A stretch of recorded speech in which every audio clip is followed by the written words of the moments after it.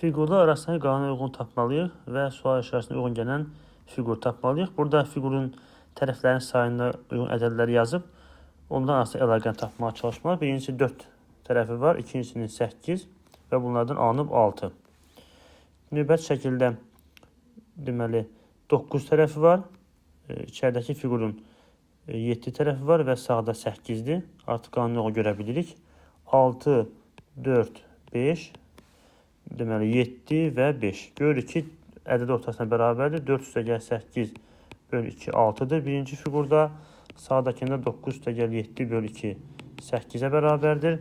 Növbətdə 6 üstəgəl 4 bölü 2 bərabərdir 5 və bizdən soruşulanda 7 üstəgəl 5 bölü 2 bərabərdir 6 olmalıdır. 6 tərəfli fiqur, yəni A bəndi. Doğru cavab A bəndi.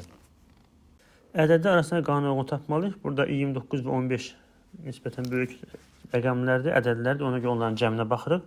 29 üstəgəlsin 15 bərabərdir 44. 2 dənə 4-dən 44-ü almaq olarmı?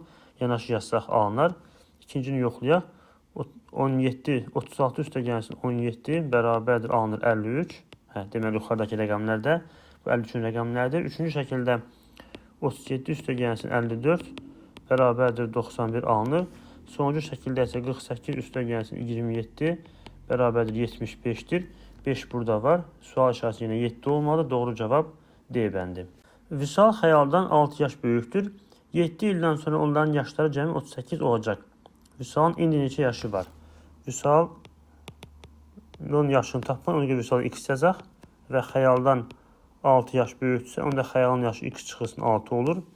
7 ildən sonra bunların hər ikisi 7 yaş böyüdüyünə görə Vüsal olacaq x üstəgəlsin 7, xəyal isə x çıx 6 üstəgəl 7, yəni x üstəgəlinsin 1. Onda onların yaşların cəmi olacaq x üstəgəl 7 üstəgəl x üstəgəl 1, şərtə görə 38. 2x üstəgəl 8 bərabərdir 38. 2x bərabərdir 30 və x bərabərdir 15 alınır. Biz Vüsalın indiki yaşını tapmalıyıq, yəni x tapmalıyıq. O da 15-ə bərabər. Doğru cavab C bəndi. Şəkildə kubun açılışı verilib. Biz aşağıdakı bəndlərdən hansının bu açılışa uyğun olduğunu tapmalıyıq. Birinci, qarşı üzlərə görə cavabları silək. Deməli, 6 və rəqəmlərini yazaq bunu. 6 və 3 qarşı üzlərdir. Gördüyünüz sxemdən. 4 və 5 qarşı üzlər, bir də 1 və 2 qarşı üzlərdir. Bunlar yanaşı ola bilməz.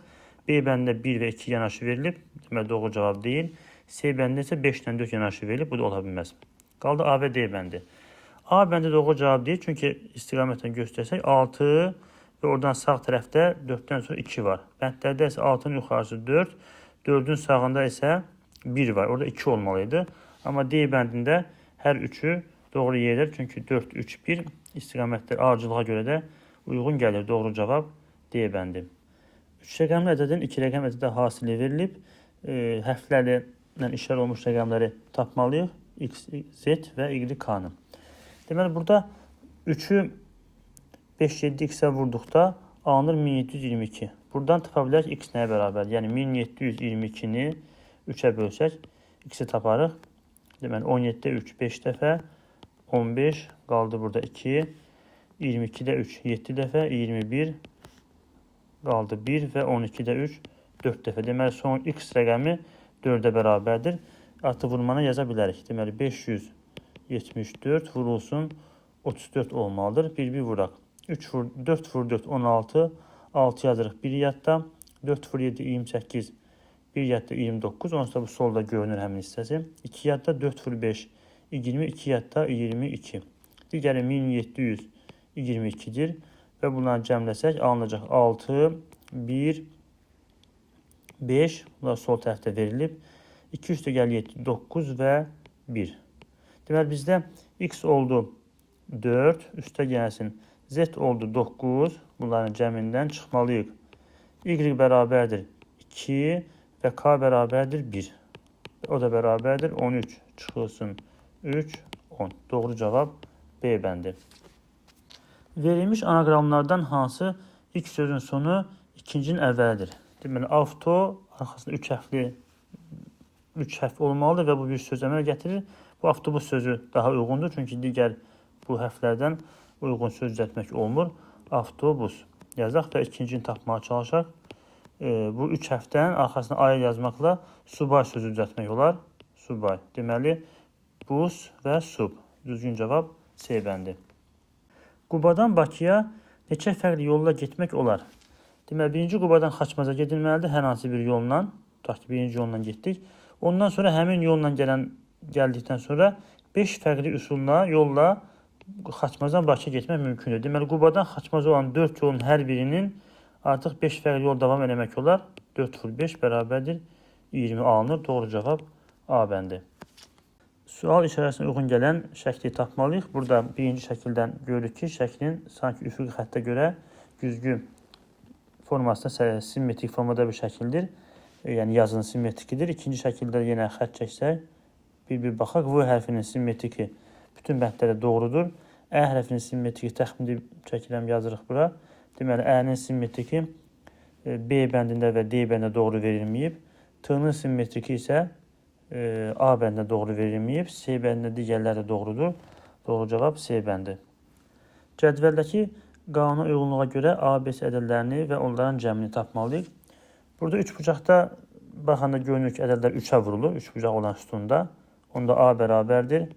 9 vurulsun 3, 27 olacaq. Digərlərində qanuna uyğun tapmalıyıq.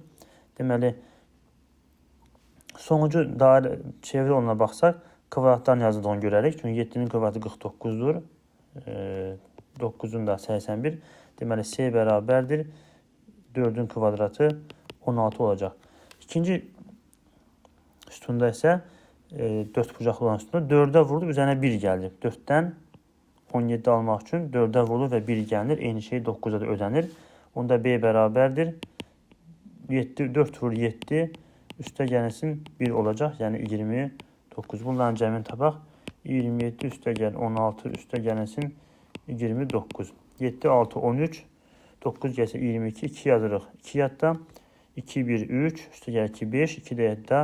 7, 72. Doğru cavab 72 D bəndi. Ədədlər ardıcıllığındakı qanuna uyğun tapmalıyıq və sual işarəsinə uyğun gələn ədədi tapmaq lazımdır. Deməli, ilk baxan kimi 2 vur 4, 8, 6 vur 4, 24, 22 vur 4 görə bilirik. Və aşağıda da burada 2 çıxılıb, yuxarıda 4-ə vurulub bunlar. Deməli, vur 4, vur 4, növbət 86 vur 4 olmalıdır. Digərlərinə 2 çıxmadan ödənir. 2 çıxılır, 86-dan 2 çıxılır, doğrudur. Deməli, 86 vurulsun 4, növbət ədəd olmalıdır. 4 vur 6, 24, 2 yadda, 32 və 2 yadda 34 alınır. Doğru cavab B bəndi 344.